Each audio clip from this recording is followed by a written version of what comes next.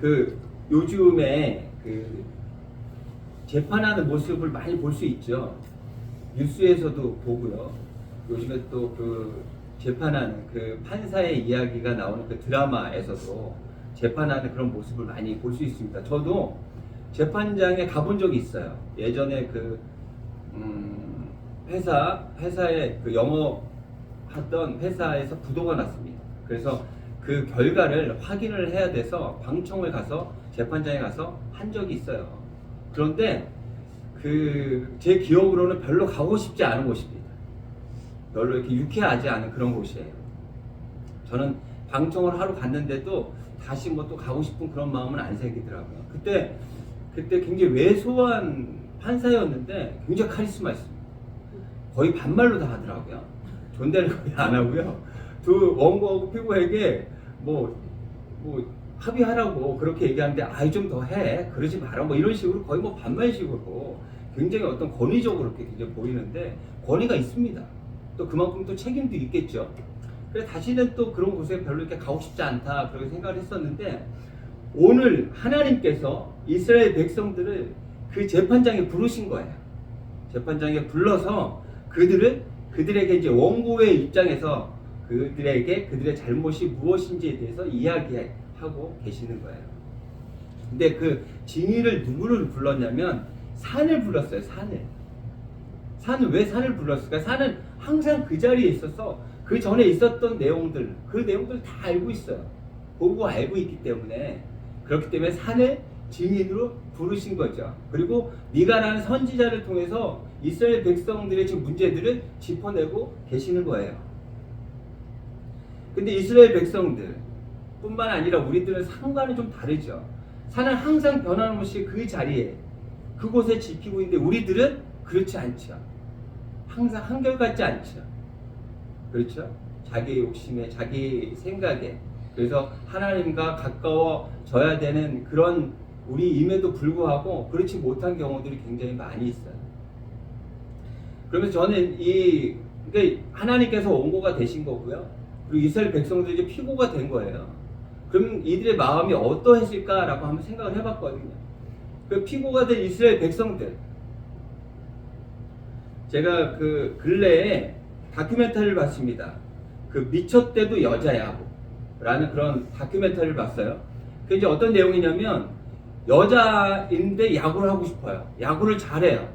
그런데 야구할 수 있는 자리가 없어요. 여자 프로야구 팀도 없고요. 실업팀도 없고요. 중고등학교, 대학교에는 여자팀이 아예 없습니다. 하고 싶으면 사회인 야구를 해야 되는데 수준이 굉장히 떨어지죠. 근데 하고 싶은 이 사람들은 어느 정도 실력이 되는 사람들이에요. 하고 싶은 거예요. 어느 정도냐면 이 정도예요. 그 야구하는 김나경 선수인데 이 친구는 야구를 너무 하고 싶은데 대학에 가서도 하고 싶은데 갈 수 있는 곳이 없어요. 그런데 보니까 서울대에 가면 야구를 할 수 있어요. 서울대에 가면 그 야구 선수로 활약할 수 있는 기회가 주어질 수 있대요. 그래서 공부를 열심히 해가지고요. 야구 때문에 서울대에 간 친구예요. 얼마나 야구를 하고 싶었으면 그렇게까지 했을까라는 생각이 들잖아요. 근데 이 친구가 야구를 이제 하면서 이제 이 친구는 투수인데 그 이제 던지기 전에 마운드에 올라서서 거기에다가 이제 스마일을 이렇게 그립니다. 스마일. 이렇게 웃는 얼굴 있잖아요. 그걸 그려요. 그러니까 이제 그 PD가 이제 물어봅니다. 그 그림을 왜 그렸습니까? 라고 물어봐요.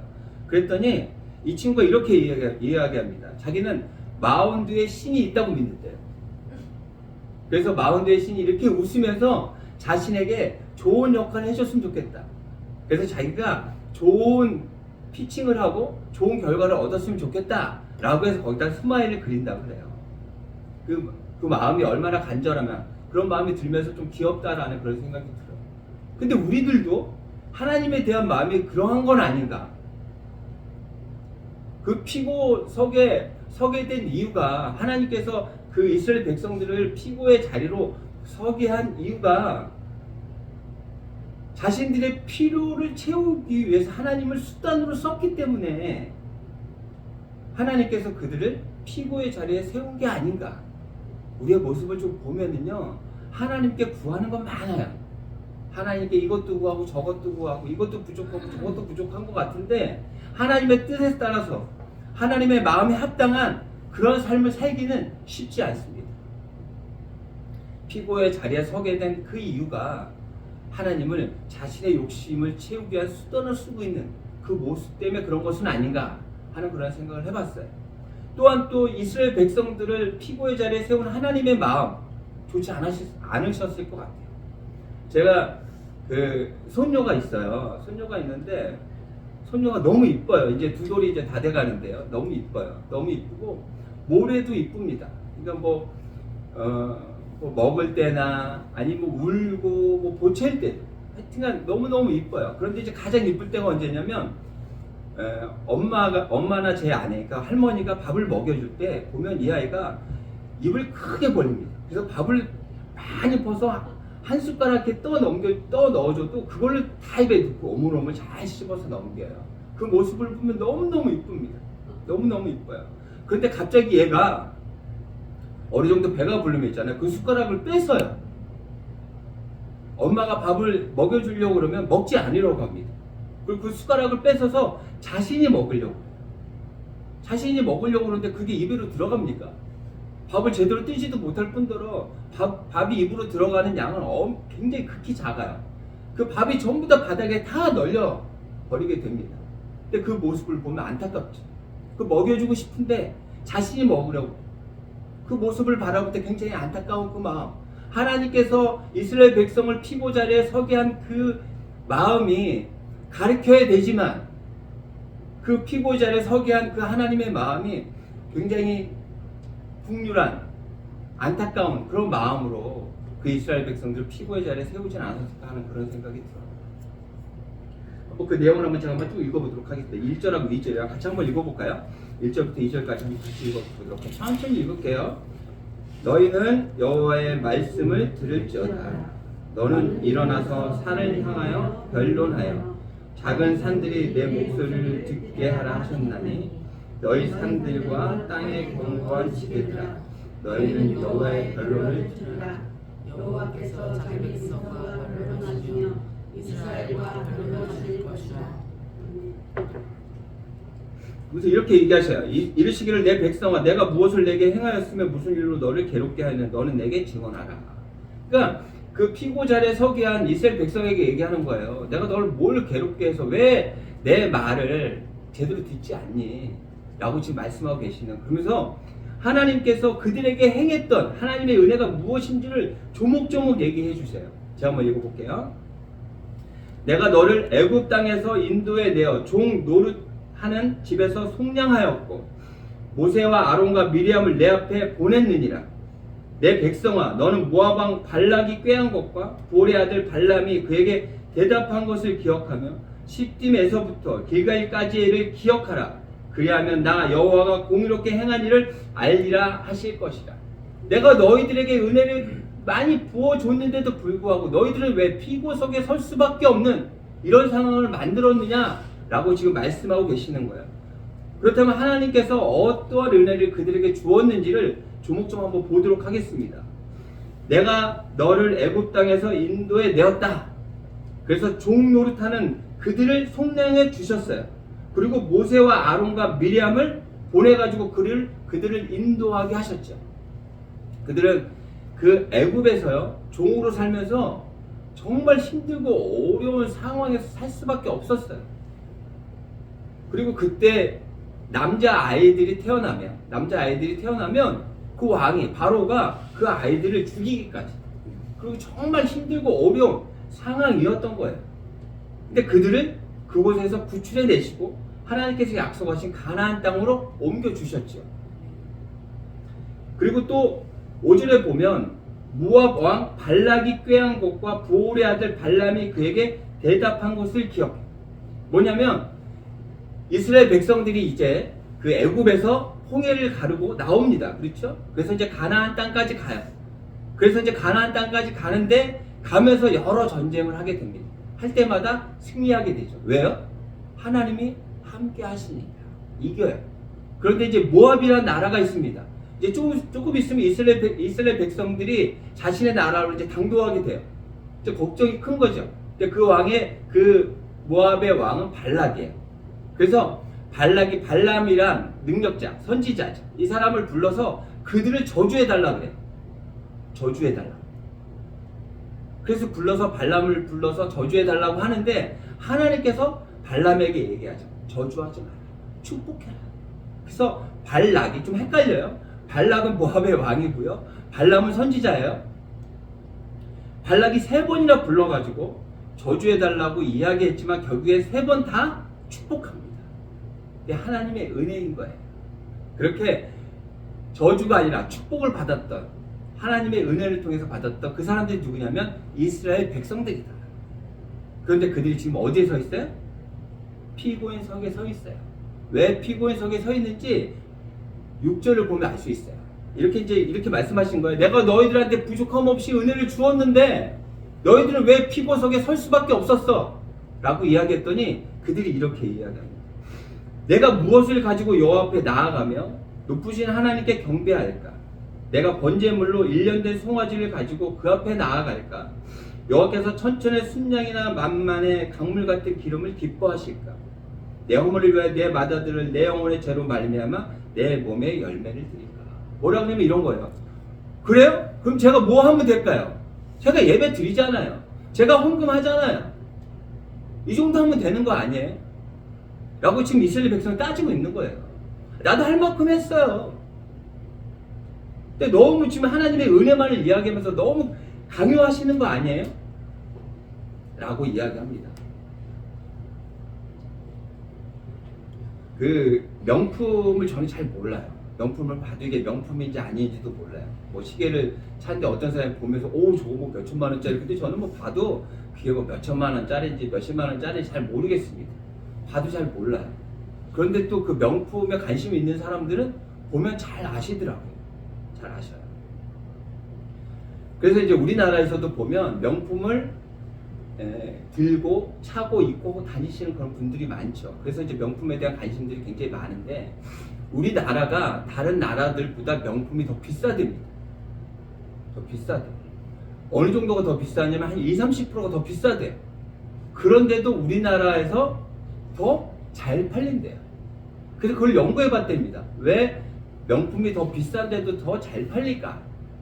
그랬더니 우리나라의 그 소비 성향, 그걸 봤더니 이런 모습들이 있대요. 과시적 소비 성향. 그러니까 남한테 보여주고 싶어하는 그런 소비 성향이 있다는 거예요. 그러니까 그런 형식적인 것들에 굉장히 많이 매몰되어 있다. 우리나라 국민들이 라는 것들을 알 수 있죠. 지금 이 말씀도 그런 거예요. 형식적으로 내가 드리잖아요. 예배 드리고 하나님께 헌금하잖아요. 근데 하나님께서 뭘 바라냐면 마음을 보시는 거예요. 마음을 드리길 바라는 거예요. 하나님 앞에 드려야죠. 드리는 건 맞는데 그걸 드릴 때 이게 됐죠? 가 아니라 그것을 드릴 때 마음을 다해서 드려야 된다는 거예요. 정성을 다해서 마음의 중심으로 드려야 한다는 것을 말씀하고 있어요. 그런데 이들은 형식적인 것들에 대해 매몰되어 있는 거죠. 했잖아요. 이 정도면 됐죠? 라고 지금 이야기하고 있는 거예요. 그런데 그것을 기뻐하지 않으셔요. 그러면서 이렇게 얘기하죠. 8절이에요. 8절 다 같이 한번 읽어볼게요. 읽어봅니다. 시작. 사람아, 주께서 선한 것이 무엇임을 내게 보이셨나니 여호와께서 내게 구하시는 것은 오직 정의를 행하며 인자를 사랑하며 겸손하게 내 하나님과 함께 행하는 것이 아니냐.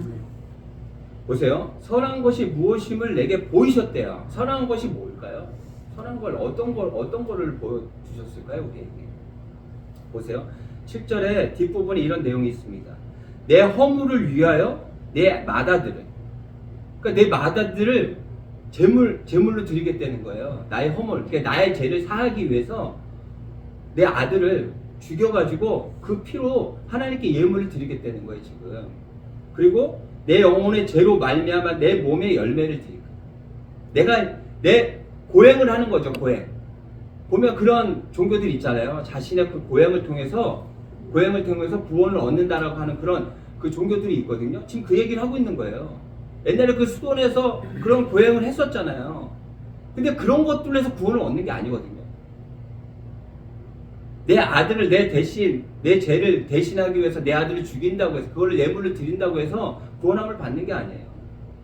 그리고 믿음 없이 예배를 드린다고, 하나님께 헌금을 드린다고 구원함을 얻는 게 아니에요. 내가 내 몸의 고행을 통해서, 내 몸의 아픔을 통해서 그것을 참는다고 해서 구원을 얻는 게 아니에요. 선한 것이 무엇임을 내게 보이셨다고 해서 그것이 뭐냐면 예수 그리스도만이 우리의 구원이 되시는 거예요. 예수 그리스도만이 구원이 됐어요. 그래서 예수 그리스도를 믿는 그 믿음을 통해서 우리는 이신칭의, 칭의, 의롭다함을 얻는 거예요. 구원함을 얻는 거예요. 그러니까 내 아들을 드린다고, 내가 예배를 드린다고, 헌금을 드린다고, 근데 그 안에 마음이 없다면, 중심이 없다면 그건 하나님께서 받지도 않으시고요. 우리가 무엇을 믿음으로 통해서 그것을 드려야 되냐면 예수 그리스도를 믿은 그 믿음을 통해서 예배를 드리고 헌금을 드리고 마음을 드리고 중심을 드리게 될 때 하나님께서 그것을 받으시고 우리는 구원함으로 나아갈 수 있게 되는 거예요. 보세요. 그 예수 그리스도의 그 구원함을 통해서 우리는 어떻게 나아갈 수 있냐면 정의를 행할 수 있고요. 인자를 사랑하며 겸손하게 내 하나님과 함께 행할 수 있다라고 지금 말씀하고 있어요. 이것은 뭐냐면 가장 큰 계명이 뭐냐면 하나님을 사랑하라 그래요. 하나님을 사랑하는 것처럼 이웃을 사랑하라 그래요. 그렇게 사랑하는 것, 그것이 가장 중요하다고 하는데 예수 그리스도의 그 구원, 그 믿음으로 얻은 그 구원을 통해서 우리는 이 말씀대로 살아갈 수 있게 된다는 거예요. 하나님과 행했던 사람 중에 가장 대단한 사람이 있어요. 다윗도 훌륭하죠. 대단하죠. 하지만 다윗도 굉장히 큰 죄를 짓습니다.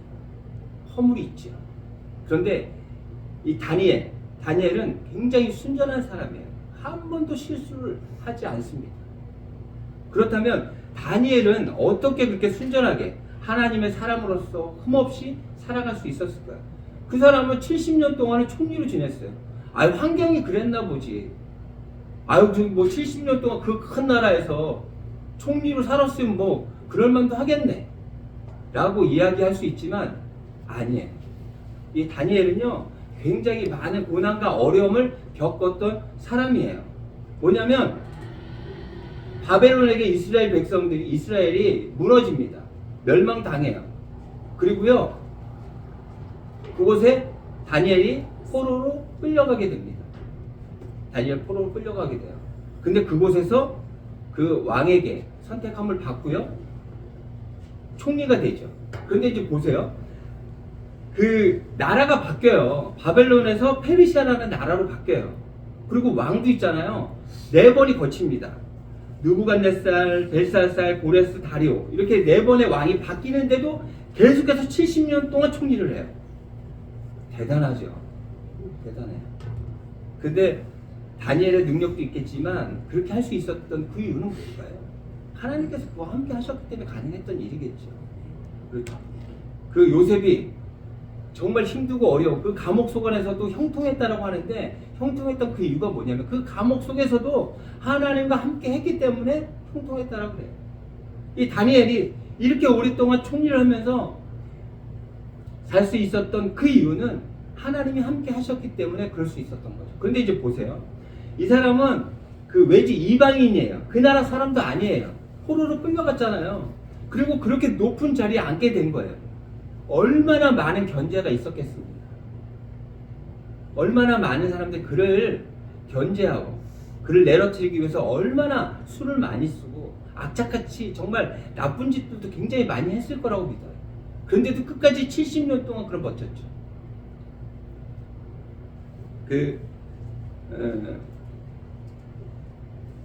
심각한 스트레스 증후군. 그래서 이제 이 스트레스를 숫자로 확인해 보는 그런 검사가 있다 그래요.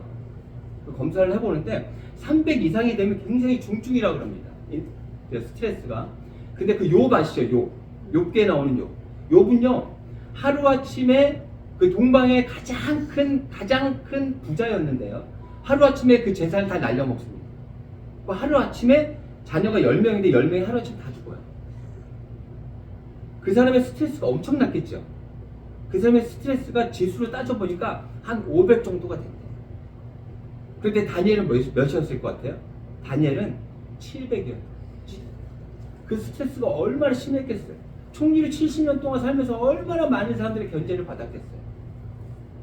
정말 쉽지 않은 그런 인생을 살았을 거예요. 그런데도 불구하고 순전한 사람을 하나님 앞에 한 번도 죄를 짓지 않고 하나님의 사람으로 온전하게 지금 말씀하신 것처럼 정의를 행하고 인자를 사랑하고 겸손하게 하나님과 함께 했던 사람이 다니엘이었던 거예요.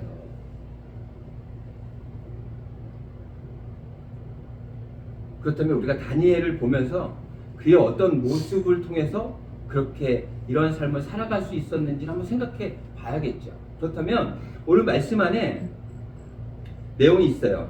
보면 5절에 보면 시딤에서 길갈까지라고 나와 있어요. 시딤에서 길갈.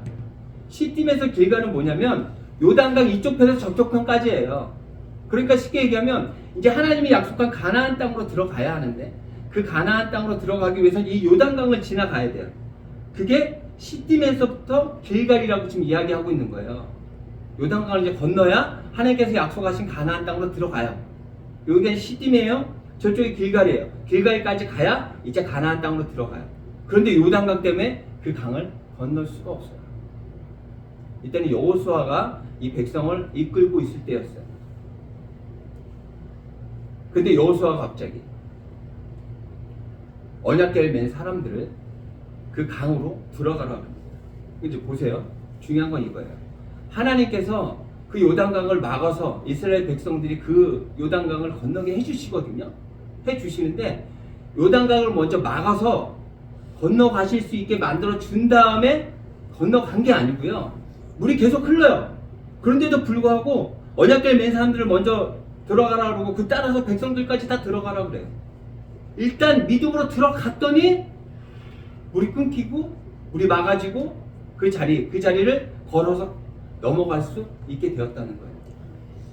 이 다니엘의 모습 중에서 어떤 모습을 우리가 집중해서 봐야 되냐면 다니엘은 그렇다면 순전한 사람이고 그래서 하나님의 은혜를 많이 받은 사람이어서 어떠한 고난도 받지 않았겠지. 아니요.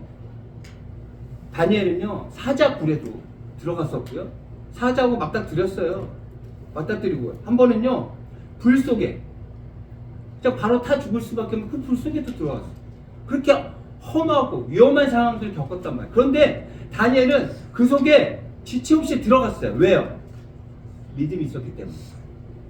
하나님이 자신을 죽이지 않고 버리지 않을 것이라는 믿음이 있었기 때문에 그곳에 들어갔어요. 사자굴에 들어갔었고요. 그 불에 들어갔어요. 하지만 다니엘은 살아서 나왔죠. 그런 거예요. 하나님을 믿는 그 믿음이 있는 하나님이 사랑하시는 그 자녀들에게 그런 고난을 왜 줘? 그런 고난을 주실 때도 있어요. 하지만 발걸음은 내 밀잖아요. 내 미는 거예요. 그게 믿음인 거예요. 믿음으로 구원함을 얻는다 그랬어요. 아, 나 예수님 믿어. 그냥 믿어. 이래서 되는 게 아니라 그 믿음을 통해서 발걸음을 내디뎌야 돼요.